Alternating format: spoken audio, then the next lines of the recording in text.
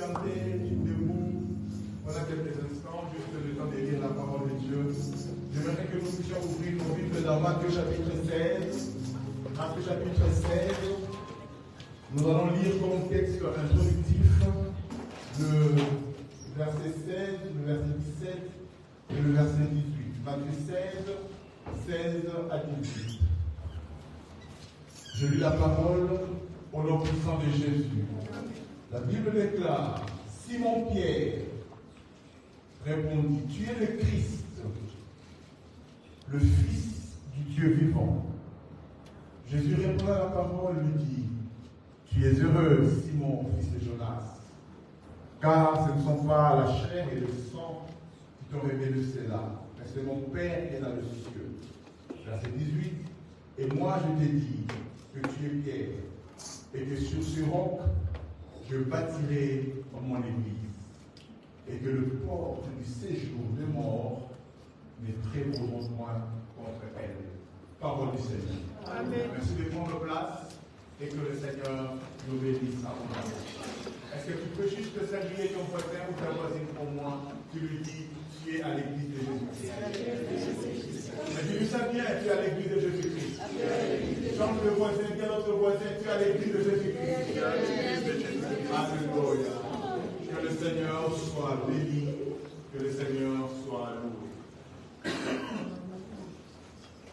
Il est vrai que l'Église est en train de traverser un moment difficile. Hier, nous étions ici pratiquement jusqu'à minuit parce que nous étions dans le recueillement pour le retour à la maison du Père Céleste de notre frère Jean-Marie. Nous sommes restés ici jusqu'à minuit et ce matin, ce n'était pas évident pour plusieurs d'être là, mais que le Seigneur te bénisse qui est là ce matin. Amen. Amen. Amen. Alors, c'est vrai que nous allons aller l'accompagner, je ne dirais pas dans sa dernière demeure, parce que nous savons que ce n'est pas là où Papa Jean-Marie est. Amen. Amen. Mais nous allons l'enterrer parce qu'il faudra bien séparer de ce corps qui est devenu cadavre. Et nous savons que son esprit est auprès du Père. Amen. Amen. Amen. Alors, ça sera le week-end prochain, le programme vous sera donné. Mais j'aimerais dire à quelqu'un que, quelles que soient les circonstances, nous devons toujours bénir le Seigneur. Amen. Alléluia. Amen. Donne-moi un bon amen. Amen. Et ce matin, nous sommes là pour glorifier notre Dieu. Et l'occasion m'est donnée ce matin pour parler autour de ce thème, les 4 dimensions de l'Église. Dis à ton voisin, ce matin nous parlons sur les 4 dimensions de l'Église. Mais dis ça bien, les 4 dimensions de l'Église. Ne parle pas comme si on est en hiver. Je sais qu'on est en hiver, mais parle comme si on est en été. Dis les 4 dimensions de l'Église. Gloire à Dieu. Alors tu peux déjà noter ceci. Les 4 dimensions de l'Église. La première dimension de l'Église, c'est que l'Église est le corps du Christ. Dis après moi, l'Église, corps du Christ. L'Église, corps du Christ. Deuxième dimension, c'est que l'Église, c'est la famille de Dieu. Dis après moi, la famille de Dieu. La famille de Dieu. Troisième dimension, l'Église, c'est l'armée de Dieu. Dis après moi, l'armée de Dieu. L'armée de Dieu. Et quatrième dimension, c'est que l'Église est l'école de Dieu. Dis après moi, l'école de Dieu. L'école de Dieu. C'est les 4 dimensions que je prie le Seigneur de me donner le temps de pouvoir développer ce matin. Et dans le texte introductif que nous avons lu, Jésus a posé la question à ses disciples, qu'est-ce que les gens disent de moi? Et beaucoup ont donné des réponses diverses.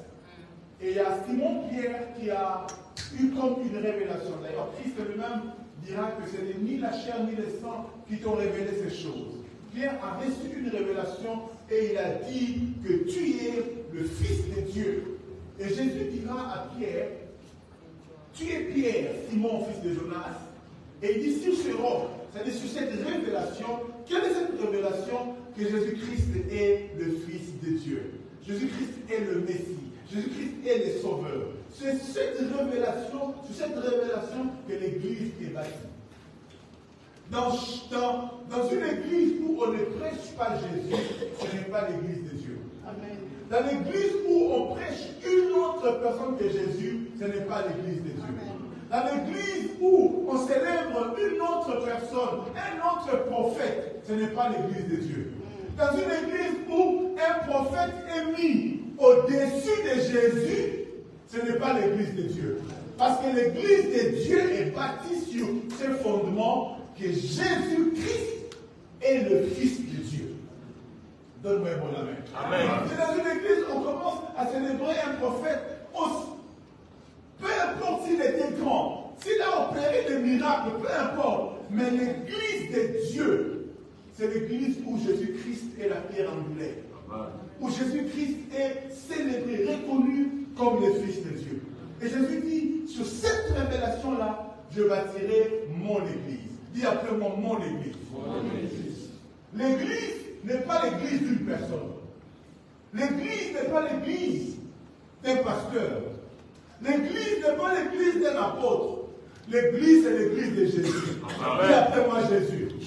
Mais dis ça bien Jésus. Jésus. Mais si tu ne parles pas de Jésus, je te comprends pas. Dis bien Jésus. Jésus. Tu as peur de citer le nom de Jésus, tu es compliqué. Dis après moi Jésus. Jésus. Il s'agit de Jésus.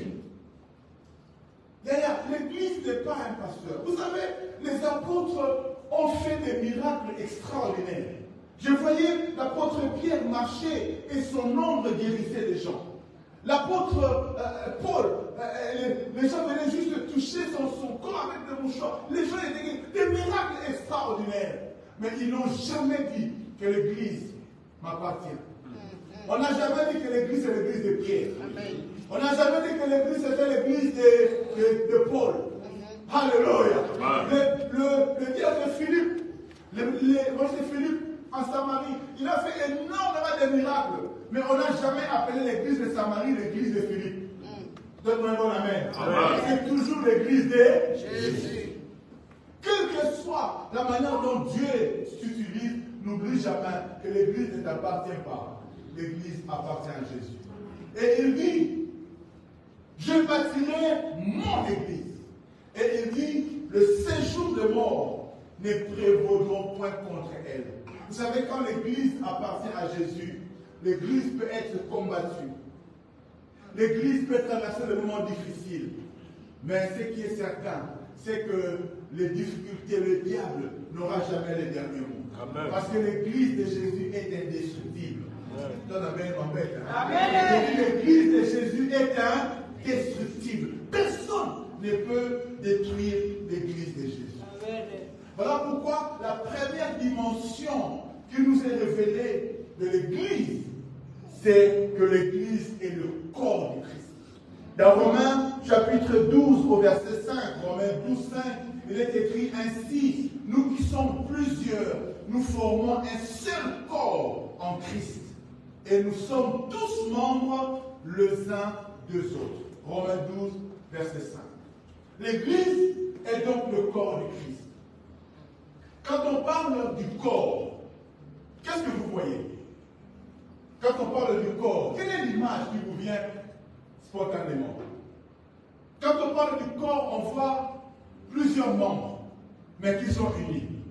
Quand on parle du corps, on voit la tête, on voit les pieds, on voit les bras, on voit beaucoup de choses, mais tous sont unis.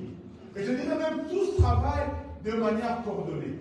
Quand vous voyez le corps, la tête ne ressemble pas aux bras. Les bras ne ressemblent pas aux pieds. Mais pour que le corps soit corps, il faut que toutes ces choses-là soient unies. Si la tête est de son côté, les bras de l'autre côté, ce n'est pas un corps. Alléluia. Peut-être que c'est un cadavre, mais ce n'est pas un corps. Quand on parle du corps, on voit plusieurs membres, mais qui sont unis. J'aimerais dire à quelqu'un ceci, l'église de Jésus-Christ, ce n'est pas une dénomination. Le corps du Christ, ce n'est pas une religion, ce n'est pas une dénomination. Nous ne sommes pas appelés tous à être pareils, à faire les choses de la même manière. Voilà pourquoi c'est une erreur de penser que ceux qui sont sauvés ne sont que ceux qui fréquentent les églises évangéliques. Je vais dire à quelqu'un, il y a des enfants de Dieu même chez les baptistes. Il y a des enfants de Dieu même chez les pentecôtistes. Il y a des enfants de Dieu. Oui. Amen. Alléluia. Même chez les catholiques. Parce qu'en fait, la foi qui sauve, c'est quoi? La foi qui sauve, c'est la foi de ceux qui reconnaissent Jésus-Christ comme Seigneur et Sauveur. Bon, j'aimerais que nous ne nous trompions pas. Parce que certains d'entre nous, on commence à penser que c'est nous qui avons le monopole de la vérité. Le salut, la condition du salut, ce n'est pas de payer les dîmes. La condition du salut, ce n'est pas de donner les offrandes. La condition du salut, c'est de recevoir, de croire, de confesser de sa bouche que Jésus-Christ est Seigneur. Amen. Et si un catholique le confesse, il est sauvé. Amen. Amen. Amen. Amen. Amen. Je ne te prêche pas une religion. Je ne te prêche pas une assemblée. Je ne suis pas là pour te dire que la bonne église, la vraie église, c'est le centre évangélique des palmiers. Et que les autres églises sont des fausses églises. Faux! Quand un pasteur prêche comme ça, il n'a pas compris la dimension du corps. Le corps est appelé à être uni. Mais l'unité n'est pas l'unicité. Quand on parle de l'unité, on parle de la diversité. On est différents, mais nous sommes unis. Voyez-vous, tel que nous sommes ici, pour certains d'entre nous, je ne connais même pas leur nationalité. Il y a des Angolais, il y a des Congolais, il y a des Sénégalais, il y a des Ivoiriens. On est à plusieurs ici. Mais voyez-vous, on ne se parle pas en termes de nationalité. On est unis. Alléluia. Donne-moi un bon amen. Amen. Et quand on parle de l'église, ce n'est pas seulement celle-ci. Quand vous allez en Corée, vous verrez aussi l'église. Je suis arrivé en Italie, j'ai travaillé avec nos frères italiens. Voyez-vous, nous, je venais tout droit de l'Afrique, et nous, ça chauffe la louange. Quand on loue, on danse, il faut transpirer. J'arrive dans une église italienne, là, même les mecs ne les battent pas. Ils étaient froids. Quand je suis arrivé, ma première impression, j'ai dit, ces gens-ci n'ont pas les seins de Dieu. Ah! Mais quelle froideur! Mais après avoir vécu avec eux, dans leur culture, peut-être ils ne sont pas exubérants comme nous. Mais j'ai vu l'Esprit de Dieu. Donne-moi un bon amen. Ils sont différents de nous. Mais l'Esprit de Dieu agissait fortement au milieu d'eux. Dans le silence, dans le calme, mais Dieu agissait. Ce qui est bien, c'est que je suis resté à peu près 6 mois avec eux. Mais dans les 6 mois où j'ai travaillé dans leur église, après, ils ont commencé à dire Amen. Ils ont commencé à acclamer. Je les ai un peu réchauffés. Alléluia. Amen. C'est pour dire que nous ne sommes pas tous appelés à faire les choses de la même manière. Tu ne dois pas penser que parce que l'autre fait autrement, qu'il ne fait pas partie du corps. Le corps du Christ rassemble tous les enfants des dieux du monde entier. Amen. Et il n'y a pas que les Africains, il y a aussi les Chinois. Je dois les laisser côté. J'ai dit, il y a aussi les Chinois. Amen. Il y a aussi les Arabes. C'est-à-dire, le corps du Christ, ce n'est pas le corps des Africains, ce n'est pas le corps des Européens, c'est l'unité de tous les membres de l'Église du Seigneur. Peut-être nous les Africains, nous sommes le bras, peut-être que le pied, nous sommes différents des oreilles, des yeux, mais chacun de nous a son importance pour que le corps puisse fonctionner. Amen. Donne-moi un bon amen. Amen. Et même dans l'église locale, nous devons aussi accepter cette notion de différence. Nous avons des hommes, nous avons des femmes. Nous avons des jeunes, nous avons des vieux. Quand nous voulons que les choses se passent comme nous, le vieux, on voudrait, non, il y a aussi les jeunes qui sont là. C'est cette différence-là qui fait que l'église soit dynamique. Le corps est dynamique parce qu'il y a cette différence-là. Alléluia. Mais la différence est faite dans l'unité. Dis après moi l'unité. Dis après moi l'unité. Comment alors devenir membre de l'Église de Jésus? Comment faire partie du corps du Christ? Comment c'est considéré membre du corps du Christ? Dans Jean chapitre 1 au verset 12, il est écrit: mais à tous ceux qui l'ont reçu, à ceux qui croient en son nom, elle a donné le pouvoir de devenir enfants de Dieu. Yaya, la seule possibilité que nous avons pour devenir membre du corps du Christ, c'est de pouvoir accepter et de croire en Jésus. Il n'y a pas d'autre moyen pour faire partie du corps du Christ. La seule possibilité que nous avons pour faire partie du corps du Christ, Théo Blaise, c'est de recevoir Jésus-Christ comme Seigneur et comme Sauveur. Le fait de recevoir Jésus, sache-le, tu ne deviens pas seulement membre du panier, mais tu deviens aussi membre du corps du Christ. Je disais, tu deviens aussi membre du corps du Christ. Et hier, quand je prêchais ici, j'ai parlé de l'enlèvement. Je voudrais dire à quelqu'un que Jésus-Christ ne viendra pas enlever le centre évangélique Les Palmiers.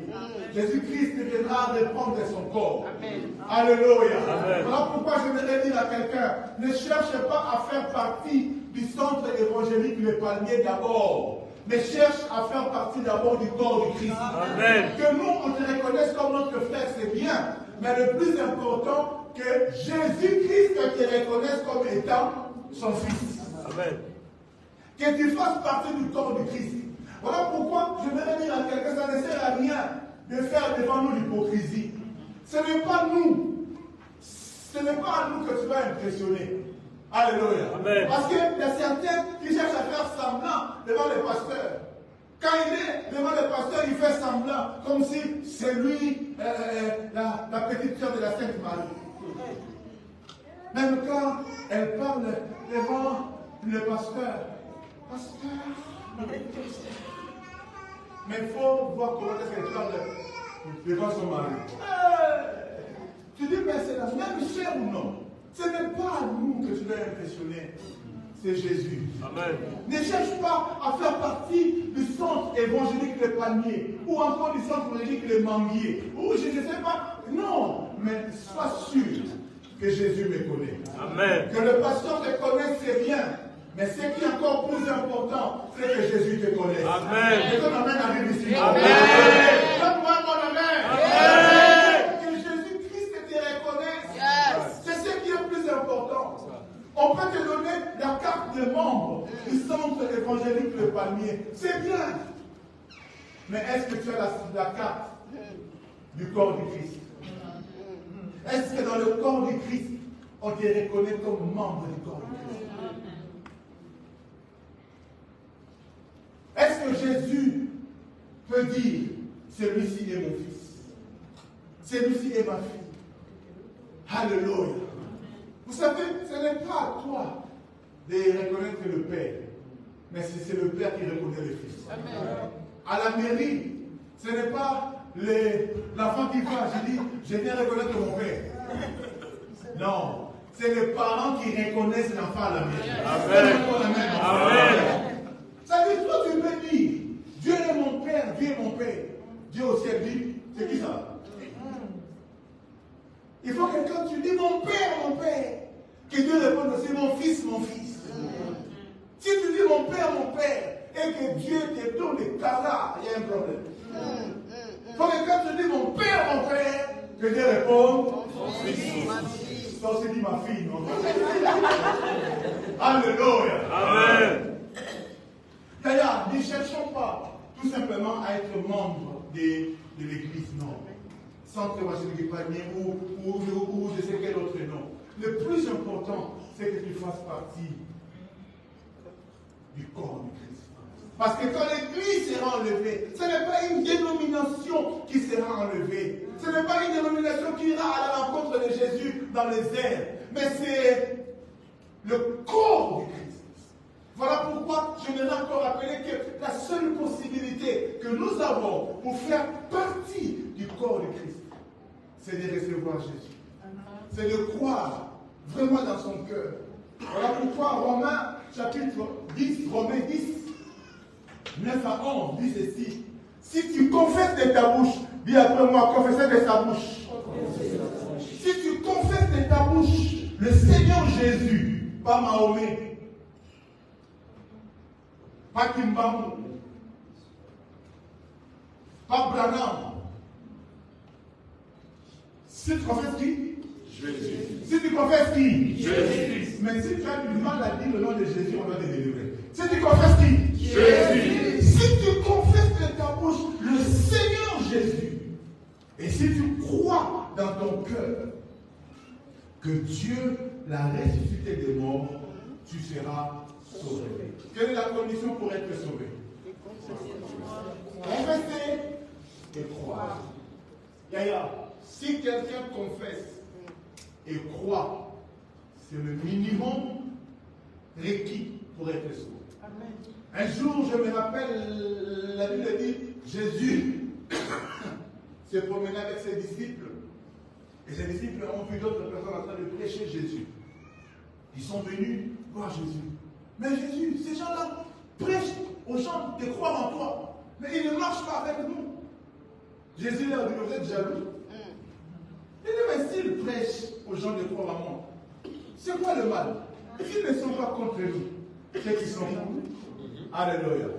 Parfois, les gens veulent croire que tout le monde doit être avec nous. Tout le monde doit parler notre langage. Tout le monde doit faire les choses comme nous. Non! Les gens peuvent faire les choses différemment. Mais ce qui est important, c'est qu'ils croient en quoi? Que dis-je? Ils croient en qui? S'ils croient en Jésus, sincèrement, et qu'ils le confessent, la Bible dit, c'est la seule condition pour être sauvé. Est-ce qu'on a cité les dîmes ici?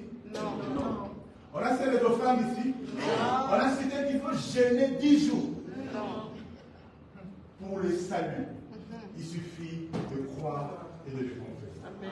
Alors, pas seulement confesser, hein, mais confesser véritablement ce que l'on croit. Parce que certains confessent juste comme récitation.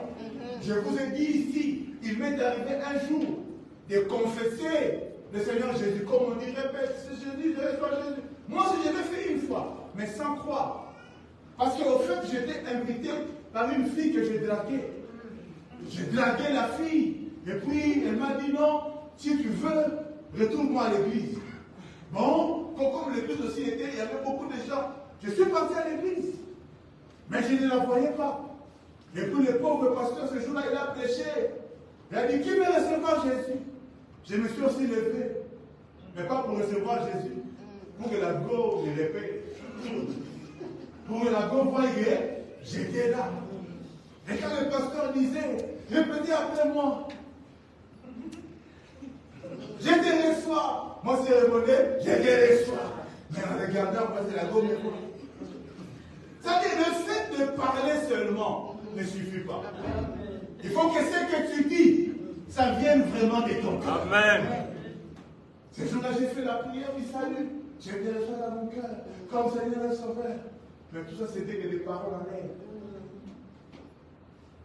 À la fin, je cherchais. Et puis, il y a des frères musiciens là qui me connaissaient. Quand ils m'ont vu recevoir Jésus, ils ont commencé aussi à me lancer. Frère Carole, Zambé. Il dit, frère Carole, tu es de Jésus. Quel est Jésus? Un mercenaire. Mais gloire soit rendue à Dieu. Parce que quelques années plus tard, j'ai compris. Et j'ai véritablement donné ma vie. Donne-moi un bon amen. Amen. D'ailleurs, quand tu viens à l'église, tu ne dois pas seulement croire juste au bout de tes lèvres. Mais ce qui fait la différence, c'est ce que tu crois dans ton cœur. Amen. Je vais rappeler à quelqu'un, Dieu n'écoute pas seulement tes paroles, mais Dieu écoute aussi ton cœur. Amen. Le Dieu que nous prions, c'est un Dieu omniscient. Il connaît toutes choses. Ce n'est pas seulement ce que tu dis, mais ce que tu penses dans ton cœur. Si tu crois véritablement, la Bible déclare que tu seras sauvé. Et ce qu'on attend de l'Église comme corps de Christ, c'est l'unité. C'est pourquoi Jésus, dans Jean chapitre 17, Jésus a prié. Jésus a adressé une prière pour ses disciples et de façon large pour tous ceux qui croiraient en son nom.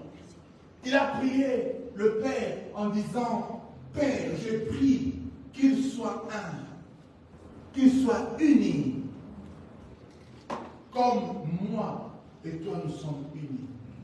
Il dit ceci, ce n'est pas pour eux seulement que je prie, mais encore pour ceux qui croiront en moi par leur parole, afin que tous soient un comme toi, Père. Tu es en moi et que moi, je suis en toi, afin que eux aussi soient un en nous, pour que le monde croie que tu m'as envoyé. Ce qu'on attend de l'Église comme corps de Christ, c'est que nous puissions être unis. Et la Bible dit, pourquoi est-ce que nous devons être unis? Parce que le monde, quand ils nous voient unis, ils reconnaissent que nous appartenons à Dieu. Oh, j'ai mal pour l'Église quand nous sommes divisés.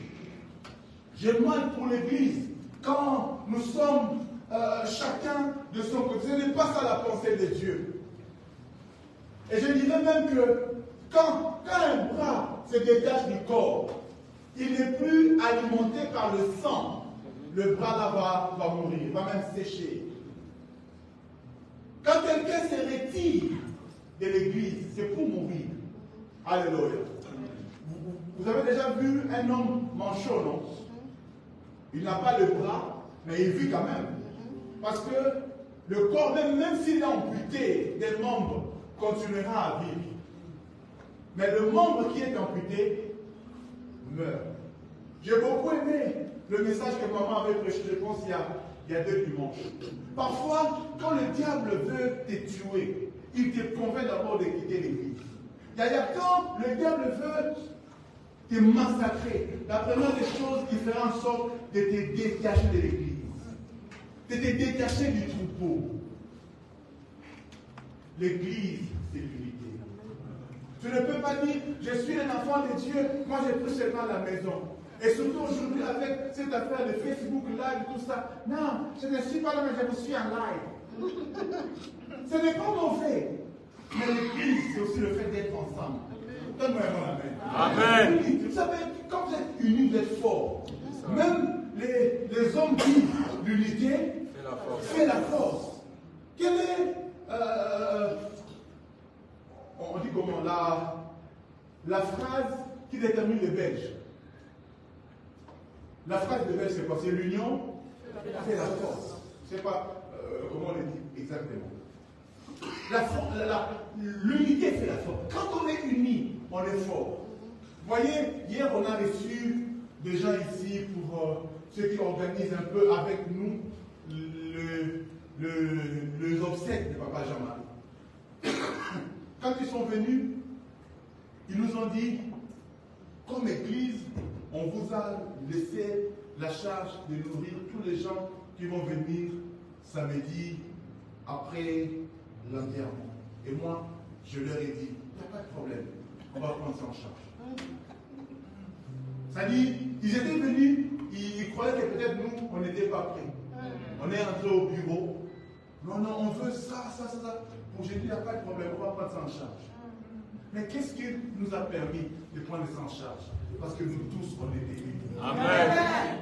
Quand nous sommes unis, si tout devait sortir de ma poche, ça aurait été compliqué. Mais parce que nous tous, nous nous sommes mis ensemble, ça constitue une force. Ils sont venus en pensant, peut-être que nous, on allait tergiverser. Non, on fait 15 cartons. Maman, elle fait venir rien. Voler la mise au 15 et 10. Il faut aussi avoir des gens qui cacolent. Maman, elle va et après discussion, le budget s'est dégagé et ipso facto, je dis, donnez l'argent. Cette église est organisée. Pourquoi? Parce que nous sommes unis. Est-ce que tu peux pas te prendre dans la vie?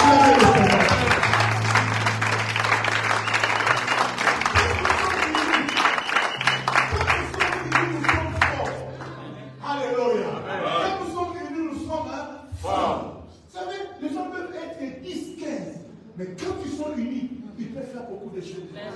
Même Dieu sait que quand vous êtes unis, vous êtes imbattables. Voilà pourquoi lorsque les gens étaient unis à Babel, ils ont commencé à construire le tour de Babel. Même Dieu a dit, comme ces gens parlent le même langage, qu'est-ce qui va les empêcher de faire tout ce qu'ils veulent? Vous savez, quand nous sommes unis, tels que nous sommes là, on peut bouleverser Saint-Étienne. Si nous sommes unis, nous pouvons faire des choses, le monde sera étonné. Je prie Dieu que l'unité règne au milieu de nous. Voilà pourquoi, ne sois pas celui qui va briser l'unité. Ne sois pas celui qui va chercher avec les à séparer les gens. Ne sois pas un séparateur. Ne sois pas un diviseur. Sois quelqu'un qui réunit. Sois un pacificateur. Quelqu'un qui réunit. Ne sois pas l'unité. Ne sois pas l'unité. Ne sois pas l'unité.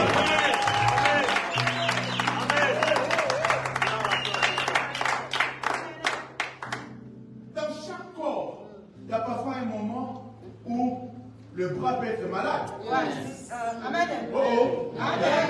Mais est-ce que, parce que le bras est malade, le corps dira, Mandé, ça te regarde. Moi, je n'irai pas à l'hôpital. Quand le bras est malade, le pied va marcher pour aller à l'hôpital pour que le bras soit sauvé. Au milieu de nous, je ne dis pas que tout est parfait. Parce que nous sommes des hommes. Un frère et une soeur peuvent commettre une erreur. Mais ce n'est pas pour une raison. Pour que je dise, tout maintenant, pourquoi? Non. Alléluia. Si nous nous laissons le ventre, nous laissons le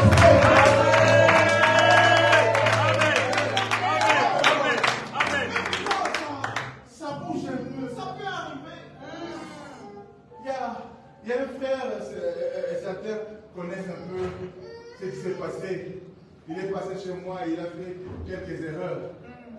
Et puis, dernièrement, il m'appelle, il dit, papa, vraiment, pardonne-moi. Je n'ai aucun problème contre toi. Je sais que tu étais malade. On m'a demandé, maman, de me parler. Je dis, elle n'a aucun problème. Sache-le, quant à nous, tu es toujours le bienvenu. Nous devons apprendre à nous pardonner. Alléluia. C'est ça qui fera en sorte que le diable cherchera toujours à nous diviser. Mais quand tu sais que je fais partie du corps du Christ, je dis personne ne me divise. Il y a vraiment centre évangélique de Panier. Nous resterons unis. Quelqu'un peut acclamer le Seigneur. Alléluia. Deuxième dimension de l'Église, c'est que l'Église est la famille de Dieu. Je pense que ce matin, je vais m'arrêter à cette deuxième dimension et je continuerai la deuxième dimension le dimanche prochain. L'Église, c'est la famille de Dieu. Parce que je ne veux pas courir vite et juste pour finir, je vais aller calmement. Mais le dimanche prochain, je parlerai sur la deuxième dimension. L'Église, c'est la famille de Dieu. Écoutez, dans Jean chapitre 1, que nous avons lu au verset 12, il est écrit, mais à tous ceux qui l'ont reçu, à ceux qui croient en son nom, elle a donné le pouvoir de devenir enfant de Dieu. Dis à ton voisin, je suis enfant de Dieu. Je suis enfant de Dieu. Dis à l'autre voisin, je suis enfant de Dieu.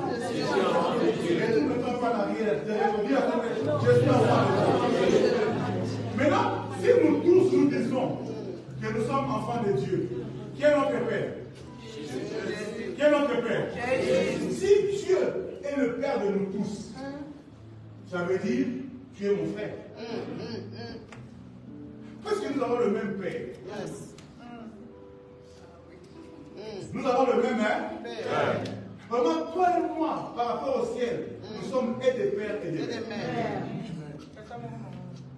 Vous savez, comme Dieu est ton Père, il faut que tu saches que ton voisin a le même Père que toi.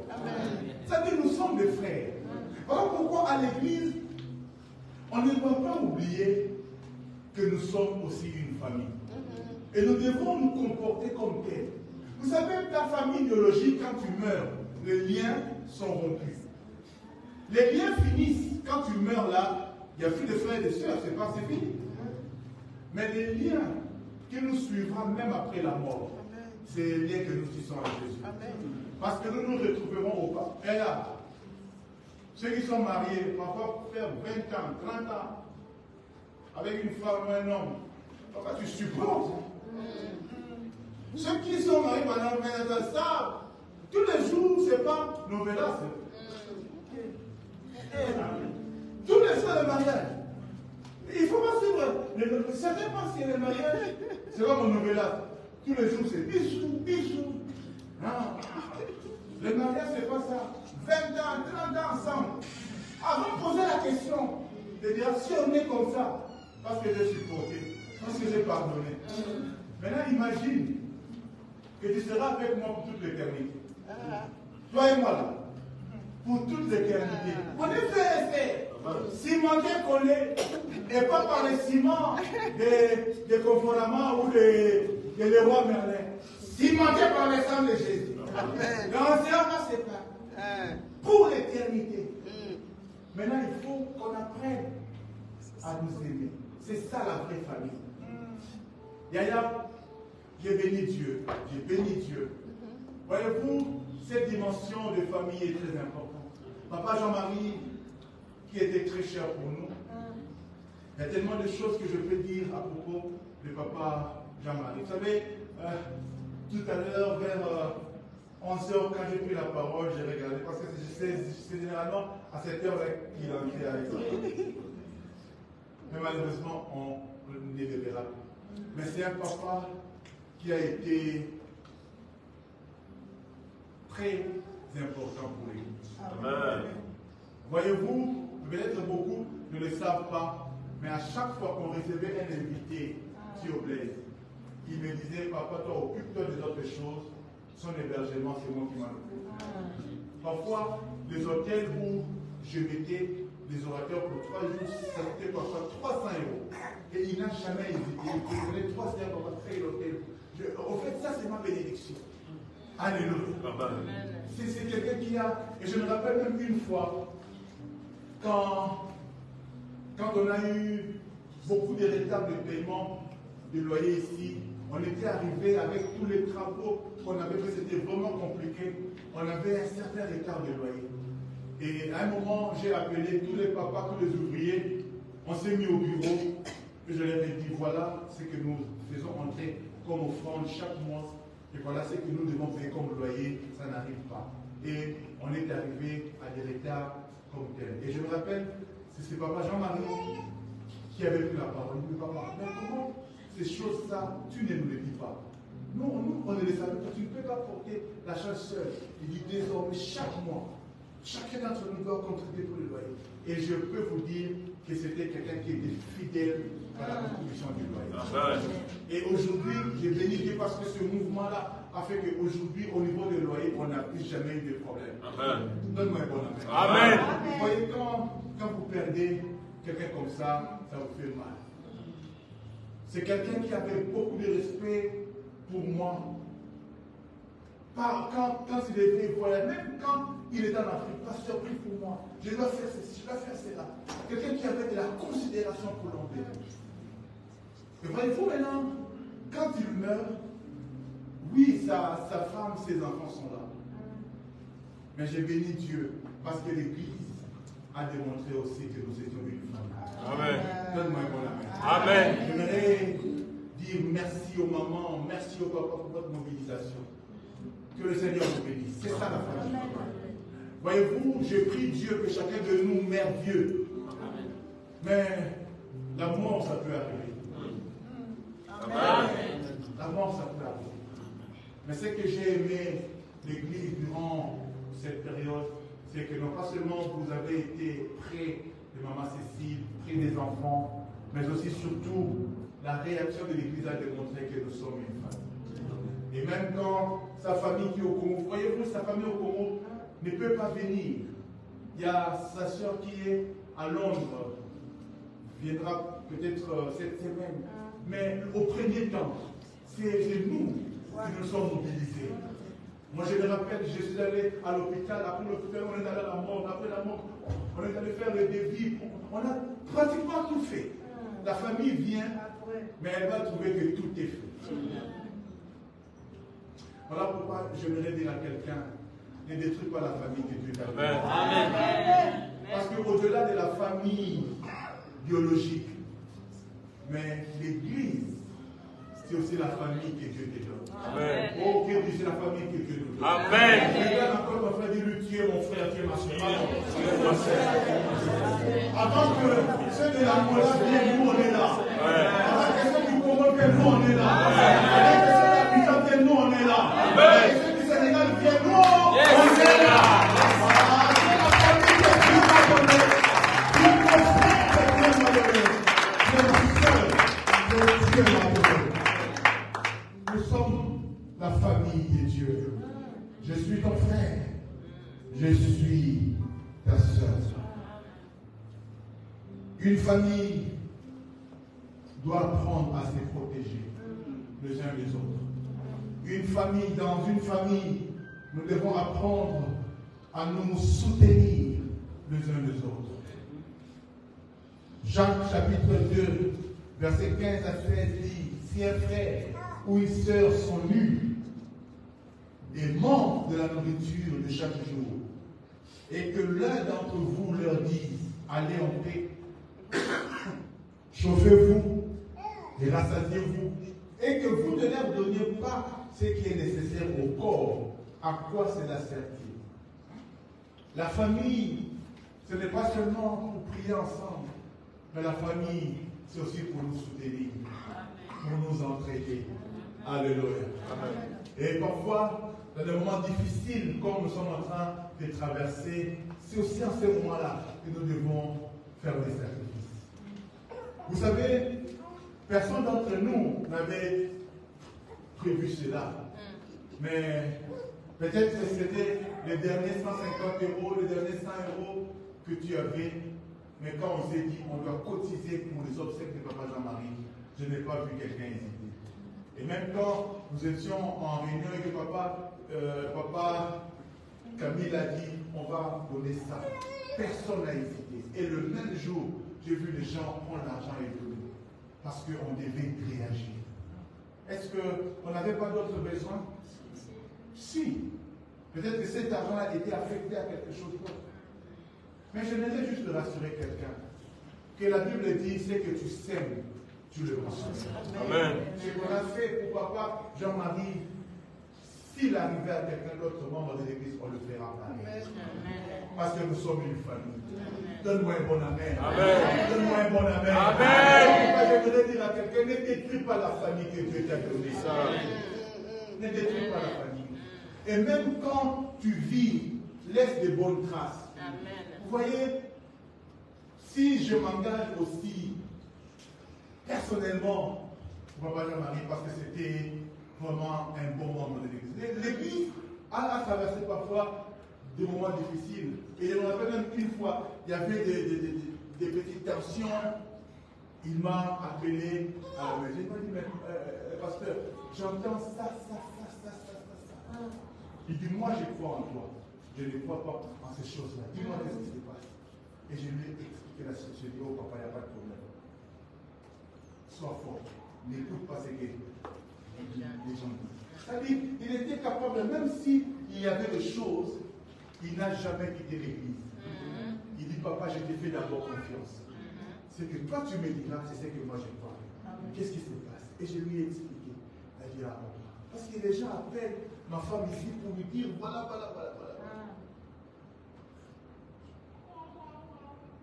La famille doit être unie. Il y a des gens qui cherchent toujours à venir mettre des grains de sel. Mais ne sois pas celui, parce qu'il y a un petit bruit qui quitte l'église. Tu penses que l'église où tu vas, il n'y aura pas de problème? Oh, l'église que tu vois là, elle est parfaite. Aussi longtemps que toi tu n'es pas là. Amen. Dès que tu arrives, tu verras des problèmes. Donne-moi un bon amen. Amen. La famille, nous devons nous soutenir. Les membres ont de l'affection les uns pour les autres. Quand quelqu'un est malade, comme famille, on doit apprendre à nous visiter, à nous soutenir. C'est ce qu'on attend d'une famille, n'est-ce pas? On ne doit pas seulement être ici à l'église, Dansez. Louez, tu loues. Mais quand ton frère est malade, tu ne sais même pas le visiter. Ce n'est pas ça la foi chrétienne. Amen. Tu deviens silencieux. Ce n'est pas ça la foi chrétienne. Certains même ici, tu as fait 6 mois. Tu ne connais même pas le nom du pasteur. C'est grave. C'est grave. Je vais plus loin. Les noms de ton voisin. Quelqu'un ne triche pas. Le nom de ton voisin. Oui, tu l'as déjà. Demande déjà. Demande. Alléluia. Tu ne dois pas venir à l'église, tu viens et tu pars. Non, c'est pas bon.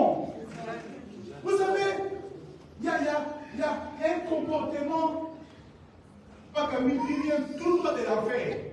Oh non, moi à l'église, je n'ai pas de problème. Je viens, je prie et je pars.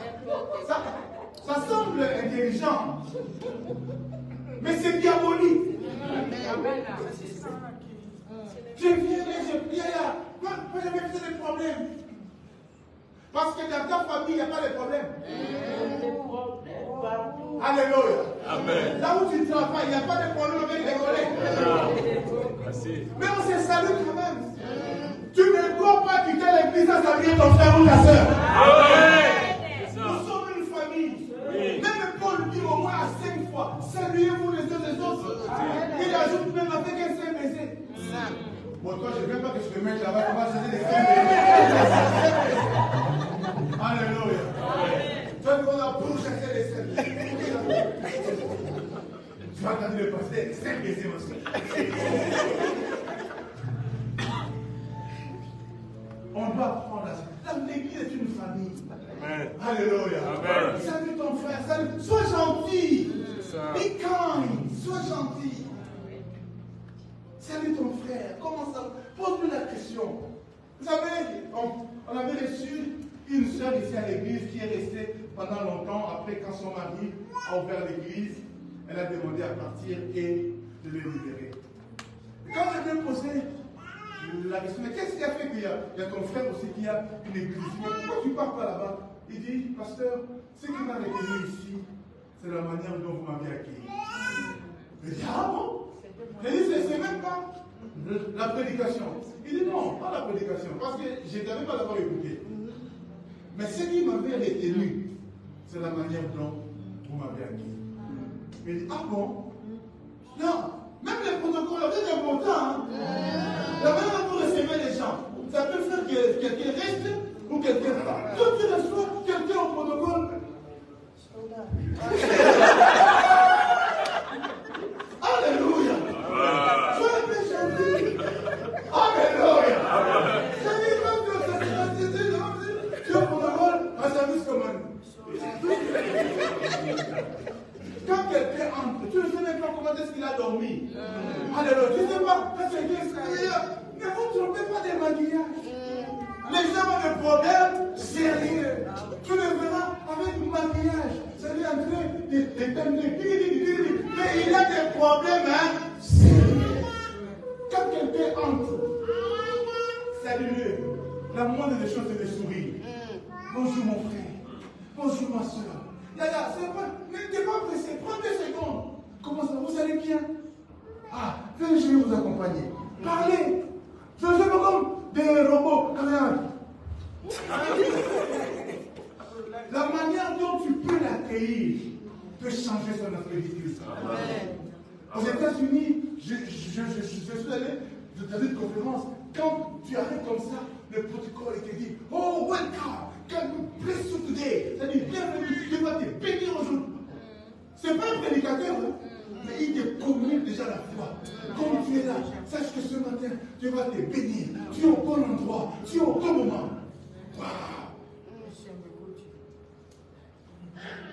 L'église, nous devons nous soutenir comme famille. Dis à ton frère encore, tu es mon frère. Tu es mon frère. Ici, c'est une femme du Dieu. Comme famille, nous devons aussi apprendre à passer du temps ensemble. Nous devons apprendre à passer du temps ensemble. Qu'est-ce qui justifie que nous sommes une famille? Nous sommes une famille parce que nous pouvons aussi passer du temps Ensemble. Voilà pourquoi nous nous réunissons à l'église, prier ensemble, écouter la parole de Dieu. Toi, tu dois être, je suis membre des palmiers, mais tu fais toujours le culte chez toi. Quand il y a un problème, on se dit on va être ensemble. Toi, tu n'es jamais là. Tu trouves toujours des raisons. Non. On doit faire un effort d'être ensemble. Voyez-vous, j'ai parlé hier au frère Joe. Il y a ma femme qui a quitté la maison à 12 heures. Elle a fait des courses, elle est venue à la réunion des femmes ici. Après, elle est restée parce qu'il fallait préparer tout ça jusqu'à minuit. Mais elle a des enfants, elle a laissé Gustave, elle a laissé Manoa, elle a laissé Ben. Bon, Ben, c'est c'est-à-dire, elle a laissé ses enfants à la maison pour venir. En fait, venir ensemble, c'est parfois un sacrifice. Peut-être que nous sommes là, on peut faire autre chose maintenant, n'est-ce pas? Mais on se sacrifie pour être ensemble. L'unité de la famille va nous demander parfois des efforts. Parfois, je n'ai pas envie. But I must be there. Je dois être là pour que nous puissions être ensemble. Je vais dire à quelqu'un, l'Église est une famille. Quand tu viens ici, ne te sens pas comme étranger. Ne te sens pas comme non. Oh, tu es le membre de ma famille. Les palmiers, nous sommes une famille. Et les palmiers, nous sommes une famille. Quand l'un de nous est touché, c'est nous tous qui sommes là, touchés.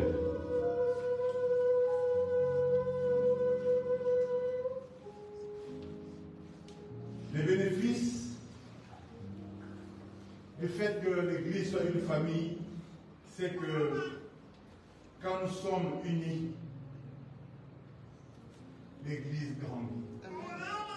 Je dis l'Église grandit quand nous sommes unis. C'est ça les bénéfices de considérer l'Église comme une famille. L'Église grandira normalement comme une famille normalement constituée est appelée à grandir. Quand j'ai rencontré ma femme, nous étions seuls. On avait déjà formé une famille. Mais après, il y a Chabet qui est venu. Après, il y a Eben qui est venu. Après, il y a Manoa Carole Miché qui est venu. Après, il y a Noé, Réobot, Gustave qui est venu. Après, Amen.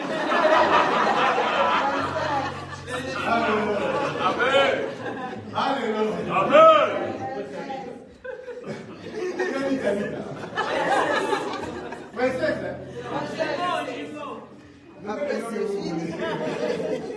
En fait, une famille normalement est appelée à s'agrandir. Quand on a commencé l'église, on était à 2, 3, 4 personnes. Et voilà que l'église a commencé à... Et aujourd'hui, on a ouvert une autre église à Nice. Vous voyez, il y a certains qui ne sont pas là parce qu'ils sont partis là. Mais ça avait commencé petit. Personne ne veut vivre là où il y a des troubles. Chacun de nous aimerait être là où il y a la paix. Je voudrais dire à quelqu'un, quand la famille, on voit la paix, l'unité, ça permet aux nouveaux membres de l'église. Et quand les gens viennent, ils voient que vous vous aimez, qu'il y a l'unité, ils préfèrent rester là. Imaginez un peu quelqu'un vient nouvellement et après le culte, que la personne entende il dit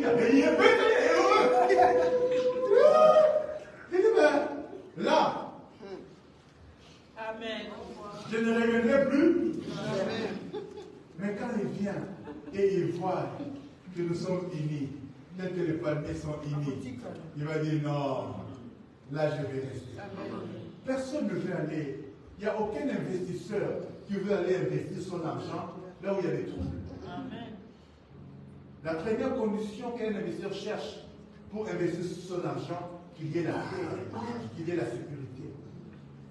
L'Église ne pas nier comme famille, démontrant aussi notre maturité, dans la paix, dans l'unité. Il peut y avoir des problèmes, sachant le régler, ayant la maturité. Comme le frère Joe aime beaucoup nous conduire à prier ces derniers temps, la maturité. Nous devons avoir la maturité pour régler nos problèmes, de régler nos différends, et puis aller de l'avant. Amen. Il y a tellement de choses que je peux dire, et je pense que j'aurai l'occasion certainement de les dire prochainement. Mais j'aimerais juste finir en disant ceci. Comme Église, comme famille, nous avons aussi la responsabilité les uns envers les autres. Quand je suis membre de ta famille, quand tu as un problème, je deviens responsable. Nous sommes responsables les uns des autres. Et ce qui est arrivé à notre papa Jean-Marie, à maman Cécile qui est là, il y a des enfants qui sont là, mais tu ne dois pas te considérer comme ça ne me regarde pas. Non, ça te regarde aussi. Tu es responsable aussi. Alléluia. Amen. Je dis, tu es Responsable aussi. Si aujourd'hui, quelque chose arrivait à moi ou à quelqu'un d'autre ici, je ne peux pas dire, ah, ça regarde lui, ça me... Non, non, non. Nous sommes une famille. Ce qui te touche, me touche. Alléluia. Ce qui te fait mal, me fait mal. Quand, qui a déjà souffert du SICAM? En français, c'est quoi? SICAM en français. Panari. Panari.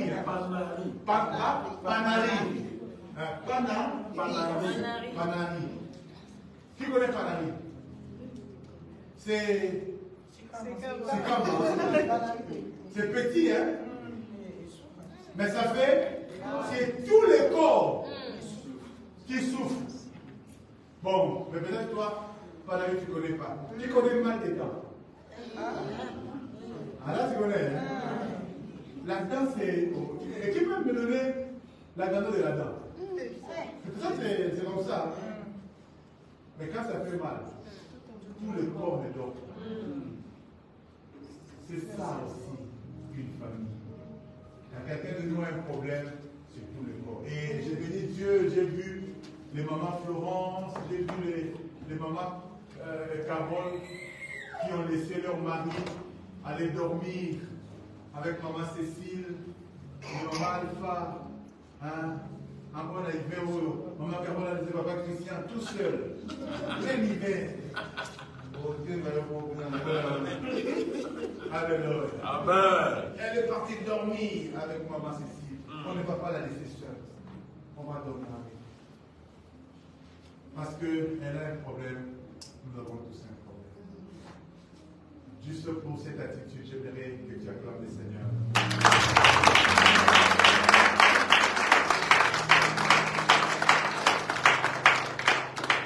Je vais vous avouer que comme pasteur, ce n'était pas facile pour moi de prêcher ce dimanche, mais je bénis Dieu parce qu'il nous a rappelé que l'Église est son corps, l'Église et sa famille.